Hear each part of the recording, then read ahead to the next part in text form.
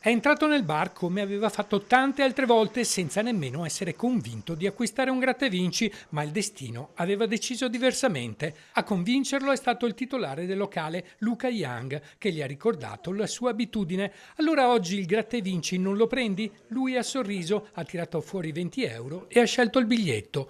Pochi istanti dopo le 8 di sera, grattando il maxi miliardario, il mondo si è fermato. Davanti ai suoi occhi compariva la cifra che tutti sognano, 5 milioni di euro. Per qualche secondo è rimasto immobile, incredulo, pallido. A lui è faccia tutto bianco, sarà fermato. Ma quindi lei sa chi è? Non una persona cliente. Poi ha chiamato immediatamente il titolare della ricevitoria, quasi a chiedergli una conferma perché non riusciva a credere a quello che stava vedendo. Un po' fermato qua davanti al banco, ha detto Luca, Luca, io vendo tanto, tanto, e così. Hai visto 5 milioni e basta.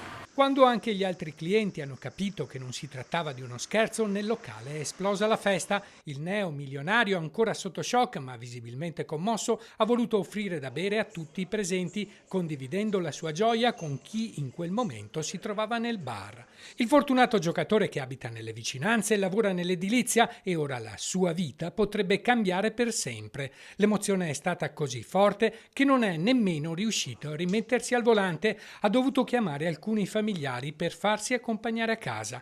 Nei prossimi giorni completerà le procedure per riscuotere il premio, poi arriverà il momento delle decisioni più difficili. Continuare a lavorare oppure godersi una nuova vita grazie a una fortuna arrivata all'improvviso? Una scelta che questa volta sarà sicuramente molto più piacevole da affrontare.